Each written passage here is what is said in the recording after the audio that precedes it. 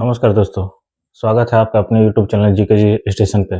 जैसा कि आप लोग को पता है कि हम लोग ने पहले अपने जो सेशन चला रहे थे उसमें पुरस्कार और ये क्या बोलते हैं महत्वपूर्ण संगठन उसको देख लिए थे और आज हम लोग शुरू कर रहे हैं प्रमुख पुस्तक और उनके लेखक। और ये मैं लेकर चलूंगा इतिहास से वर्तमान तक, यानी इतिहास से जो भी पुस्तक है महत्वपूर्ण, मतलब प्राचीन काल से मध्यकालीन आधुनिक भारत जो भी है वो सब से लेकर अभी वर्तमान तक जो भी महत्वपूर्ण पुस्तक और लेखक है उन सबको मैं डिस्कस करते हुए चलूंगा। और जो भी जहाँ पर जरूरत लगेगा कि हाँ एक्स्ट्रा फैक्ट कुछ बताना जरूरी है तो वहां पर मैं बताऊंगा, ठीक। और जहाँ लगेगा कि सिर्फ पुस्तक और लेखक के बारे में जानकारी देना वो भी करूंगा, ठीक। तो चलिए आज शुरू करते हैं। तो प्रमुख पुस्तक और उनके लेखक, ये आज इसको कम से कम 2 या 3 पार्ट में खत्म करेंगे। तो ये आज पार्ट 1 है, मैं लिख दे रहा हूँ इसको, ये पार्ट 1 है, ठीक। ये ज्यादा से ज्यादा 2 या 3 पार्ट में आएगा, ठीक। तो चलिए आज शुरू करते हैं हम लोग। पंचतंत्र, पंचतंत्र के लेखक कौन है? तो पंचतंत्र के लेखक है विष्णु शर्मा। विष्णु शर्मा। सर्वाधिक विदेशी भाषा में अनुवादित पुस्तक कौन सी है? पूछेगा कि सर्वाधिक विदेशी भाषा में अनुवादित पुस्तक, ट्रांसलेटेड अनुवादित पुस्तक कौन सी है? तो ये हो जाएगा आपका बाइबिल। लेकिन पूछेगा दूसरी सर्वाधिक विदेशी भाषा अनुवादित पुस्तक, दूसरी, ये तो पहली हो गई, तो दूसरी सर्वाधिक विदेशी भाषा अनुवादित पुस्तक कौन सी है? मैं यही वाला सेम यहाँ पर लिखा नहीं हूँ, इसको अंडरलाइन कर दूँ। दूसरी सर्वाधिक विदेशी भाषा अनुवादित पुस्तक तो यही है पंचतंत्र, जिसके लेखक कौन है? विष्णु शर्मा। अच्छा, बाइबिल भाषा को जर्मन भाषा, ये जो बाइबिल पुस्तक है सर्वाधिक विदेशी भाषा अनुवादित पुस्तक बाइबिल, इस बाइबिल पुस्तक को जर्मन भाषा अनुवाद किसने किया? ये जो बाइबिल पुस्तक है, बाइबिल पुस्तक, इसको जर्मन भाषा में अनुवाद किसने किया था? तो ये किया था मार्टिन लूथर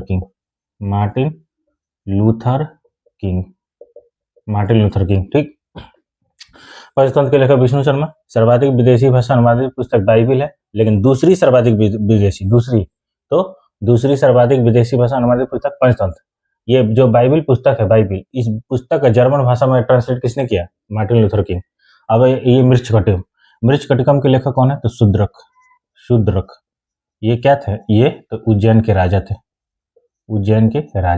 ठीक। मृच्छकटिकम का अर्थ क्या हुआ? तो मृच्छकटिकम का अर्थ होता है मिट्टी की छोटी खिलौना गाड़ी। मृच्छकटिकम का अर्थ क्या है? मिट्टी की छोटी खिलौना गाड़ी, ठीक। और इस पुस्तक में किस चीज का वर्णन है? तो इस पुस्तक में एक चारुदत्त जो ब्राह्मण थे, चारुदत्त ब्राह्मण, और एक वैश्या यानी नर्तकी, और एक वैश्या, ये वैश्या को, एक चारुदत्त ब्राह्मण और वैश्या कौन थी? तो बसंत सेना। इन दोनों की प्रेम कहानी का वर्णन किया गया किस पुस्तक? मृच्छकटिकम, ठीक। अब ये प्रेम अटक्या के लेखक कौन है? तो रसखान। प्रेम अटक्या के लेखक कौन है? रसखान। ये रसखान कौन है? तो ये रसखान मुस्लिम कवि थे और इन्होंने प्रेम अटक्या की रचना की। ये रसखान कौन है? मुस्लिम कवि। इनका असली नाम क्या था रसखान का? तो इनका असली नाम सैयद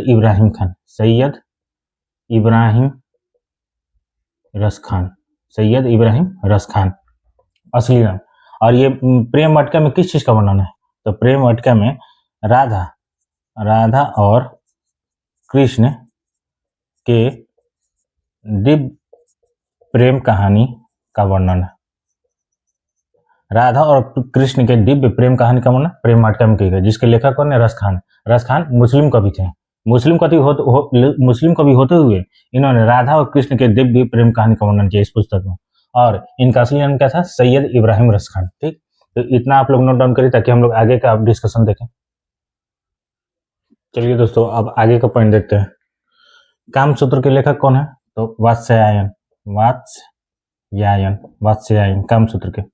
नेचुरल हिस्ट्री की पुस्तक के लेखक कौन है? तो प्लिनी, प्लिनी। 10 कुमार चरित और अवंती सुंदरी, इन दोनों पुस्तक के लेखक कौन है? तो दंडी। मैं लिख दे रहा हूँ दंडी। दोनों पुस्तक के लेखक दंडी है। ठीक, ये दंडी किसके दरबार में रहते थे? तो ये जो दंडी हैं, दंडी, ये नरसिंह वर्मन द्वितीय, नरसिंह वर्मन द्वितीय के दरबार में रहते थे। ये नरसिंह वर्मन द्वितीय किस वंश के शासक थे? तो पल्लव वंशीय शासक, पल्लव वंश, जिन्होंने, ये नरसिंह वर्मन द्वितीय नहीं, कांची के कैलाशनाथ मंदिर का निर्माण कराया था। नरसिंह वर्मन द्वितीय ने कांची का कैलाशनाथ मंदिर, कांची का कैलाशनाथ मंदिर का निर्माण कराया था।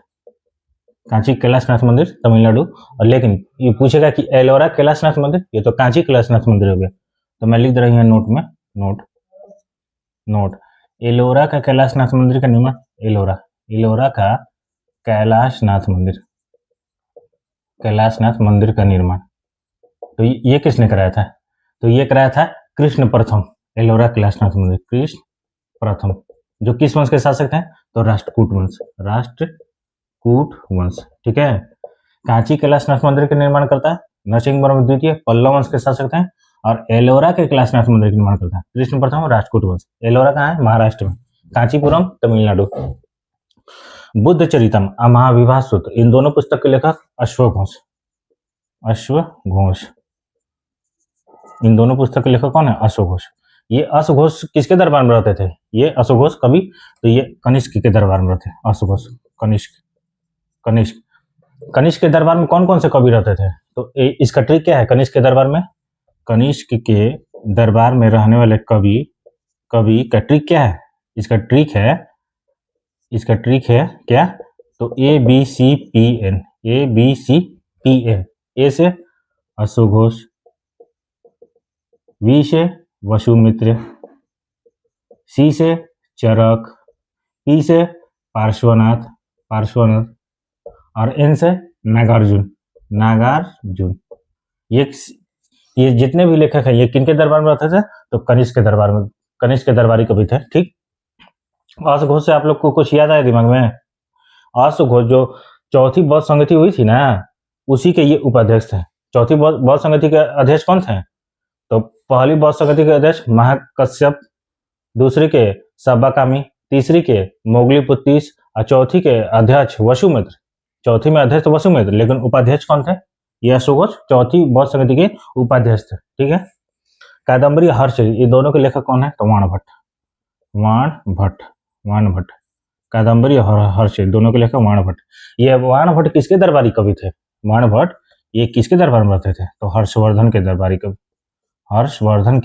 दरबारी कवि थे, हाँ, वाणभट्ट। ठीक, हर्षवर्धन की प्रसिद्ध रचना कौन सी है? हर्षवर्धन की प्रसिद्ध रचना कौन सी है? तो इसके ट्रिक क्या है? नागा रत्ना प्रिया। इसकी एक छोटा सा मैंने ट्रिक बनाया है, नागा रत्ना प्रिया। यानी हर्षवर्धन की प्रसिद्ध रचना कौन कौन से पुस्तक के लेखक है? तो प्रसिद्ध रचना नागा से नागानंद, रत्ना से रत्नावली, और प्रिया से प्रियदर्शिका।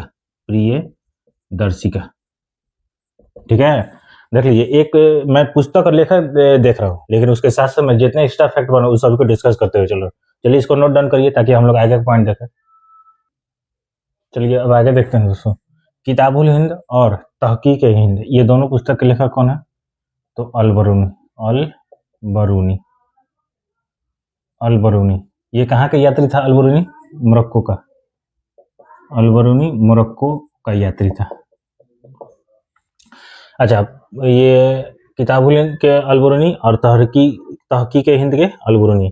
किताबुल यामनी और तारीख यामनी, ये दोनों के लेखक कौन है? उतबी। तारीख फिरोज शाही के लेखक कौन है? तारीख फिरोज शाही के जियाउद्दीन बर्नी। लेकिन फतुहात फिरोज शाही, ये तारीख फिरोज शाही के जियाउद्दीन बर्नी, लेकिन फतुहात फिरोज शाही के, तो ये किसकी आत्मकथा है? ये तो फिरोज शाह तुगलक, FST, फिरोज शाह तुगलक की आत्मकथा है। यानी ये खुद अपना आत्मकथा लिखे हैं, फतुहात फिरोज शाही नाम से, फिरोज शाह तुगलक। और तारीख फिरोज शाही जियाउद्दीन बर्नी। तारीख मुबारक शाही के याहिया बिन अहमद सरहिंदी, बिन अहमद सरहिंदी। याहिया बिन अहमद सरहिंदी ये किसके दरबार में रहते थे? याहिया बिन अहमद सरहिंदी तो मुबारक शाह के दरबार, मुबारक शाह के दरबार में रहते थे याहिया बिन अहमद सरहिंदी। ठीक है। अच्छा, पुराणों का अध्ययन करने वाला पहला मुसलमान शासक कौन था? ये पुराणों का, ये मैं ऐसे लिख दे रहा हूँ, देखिए, तहकीक हिंद, पुराणों का अध्ययन करने वाला पहला मुसलमान शासक कौन था? तो अलबरूनी था। पुराणों का अध्ययन करने वाला पहला मुसलमान शासक अलबरूनी था। ठीक, तो इसको नोट डाउन करिए ताकि आगे का पॉइंट हम लोग देखें। और यहाँ पर जो किताबुल यामनी और तारीख यामनी है जिसके लेखक उतबी हैं, तो उतबी मतलब ये किसके दरबार में आए थे? जैसे महमूद गजनवी के साथ, यह मैं नोट में लिख दे रहा हूँ, नोट, महमूद गजनवी के साथ आने वाले इतिहासकार महमूद गजनवी के साथ। तो महमूद गजनवी के साथ आने वाले इतिहासकार कौन है? उसकी ट्रिक क्या है? उसकी ट्रिक है फूफा, FUFA। मोहम्मद गजनवी के साथ आने वाले इतिहासकार की ट्रिक है फूफा। F से फिरदौसी, फिर U से उतबी, U फॉर उतबी, फिर F से फारूकी, और फिर A से अलबरूनी। ये मोहम्मद गजनवी के साथ भारत आने वाले इतिहासकार हैं। कौन कौन? तो इसका ट्रिक है फूफा। F से फिरदौसी, U से उतबी, फिर F से फारूकी और A से अलबरूनी। ठीक है, इसको नोट डाउन करिए। चलिए दोस्तों, अब आगे का पॉइंट देखते हैं। ये जितना भी नामा नाम से पुस्तक है, इतिहास में जो भी लिखित पुस्तक है नामा नाम से, वो सारे मैंने एक जगह लिख दिया है। आप लोग भी इसका एक जगह नोट डाउन करके और उसको रिविजन करिएगा, इसमें बहुत कन्फ्यूजन होता है। शाहनामा के लेखक कौन है? तो फिरदौसी। शाहनामा के लेखक कौन है? फिरदौसी। लेकिन शाहजहांनामा के इनायत खान। हुमायूंनामा के लेखक गुलबदन बेगम, हुमायूंनामा के। अकबरनामा के लेखक जिसे आईने अकबरी भी कहा जाता है, अकबरनामा के अबुल फजल। जहांगीरनामा के, ये खुद जहांगीर की आत्मकथा है। जहांगीरनामा जो है ये खुद जहांगीर की आत्मकथा है, जहांगीर की। ठीक है, ऑटोबायोग्राफी। आलमगीरनामा के मोहम्मद काजिम। ठीक। जफरनामा के, तो सिख धर्म के 10वें और अंतिम गुरु कौन थे? बताइए। गुरु गोविंद सिंह। जफरनामा के गुरु गोविंद सिंह। ठीक। और बादशाहनामा के अब्दुल हमीद लाहौरी।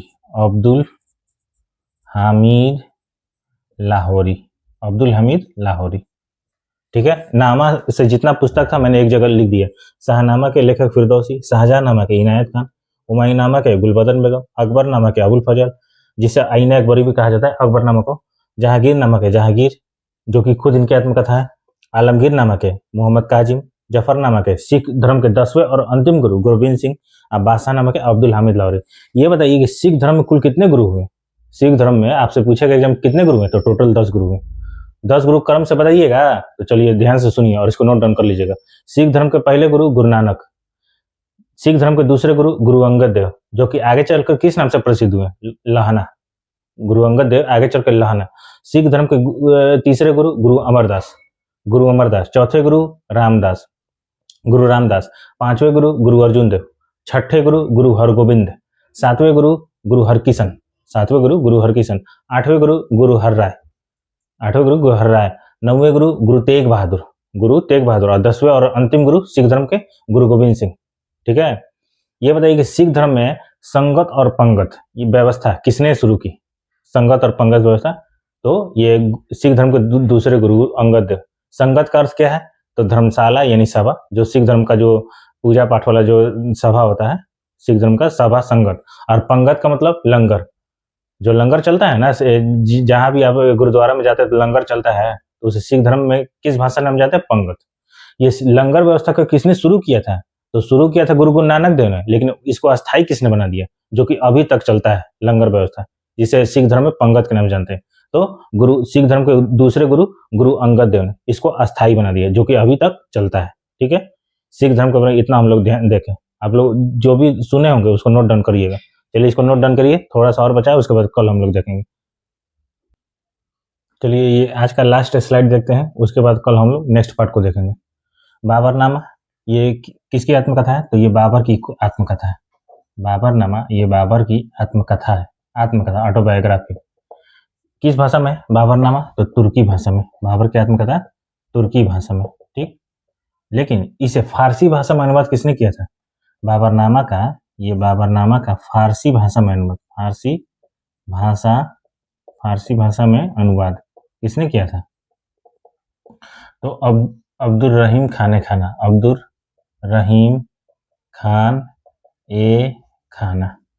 बाबरनामा का फारसी भाषा में अब्दुल रहीम खान और किसके आत्मकथा, बाबर की, जो कि तुर्की भाषा में थी। साहित्य लहरी और सुरसागर दोनों के सूरदास जो कि किस भक्ति से थे, सगुण भक्ति। सूरदास किस भक्ति थे, सगुण भक्ति। सगुण यानी जो भगवान के भक्ति करते हैं, सगुण और निर्गुण। जब भगवान की भक्ति करते सगुण, और जब भगवान की भक्ति नहीं करते निर्गुण भक्ति। सगुण भक्ति में किसकी भक्ति करते थे, तो भगवान कृष्ण की भक्ति करते थे सूरदास। पद्मावत के लेखक मलिक मोहम्मद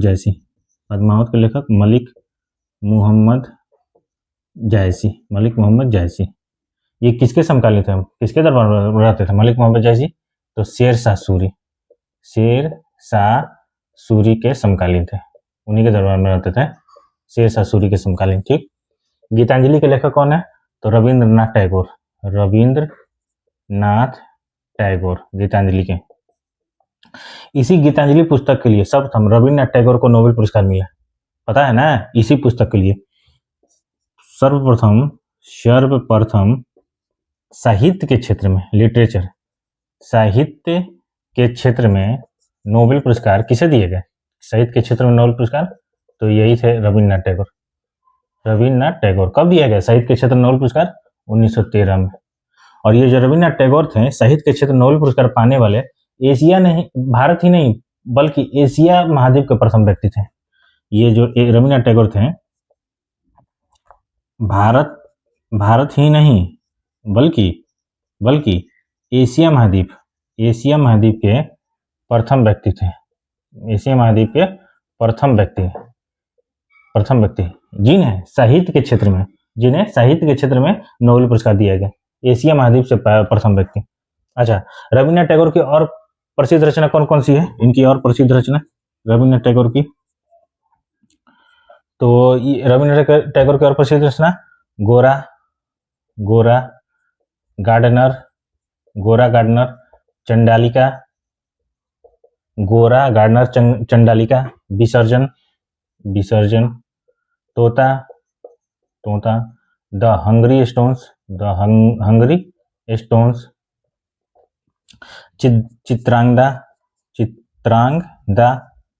चित्रांगदा और कौन हो जाएगा, गोरा, गार्डनर, चंडालिका, विसर्जन, तोता, द हंग्री, चित्रांगदा।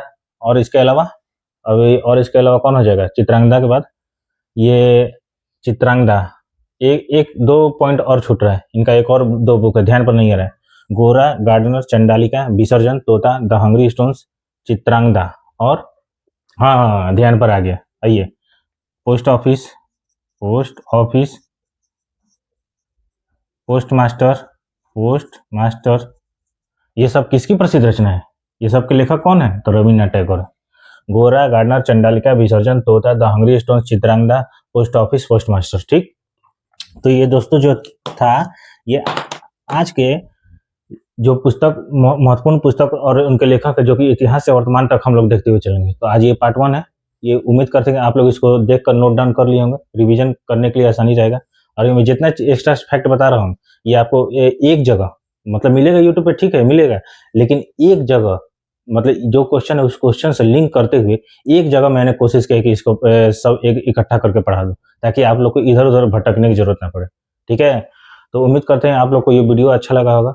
अगर वीडियो अच्छा लगे तो प्लीज आपसे रिक्वेस्ट है कि इस वीडियो को लाइक करिए, चैनल को सब्सक्राइब करिए और अपने दोस्तों के साथ जरूर शेयर करिए, ताकि मुझे भी मोटिवेशन मिले और मैं आप लोग के लिए हर एक दिन एक नया कंटेंट डिलीवर कर सकूं। ठीक, तब तक के लिए जय हिंद, धन्यवाद। आपका दिन शुभ हो।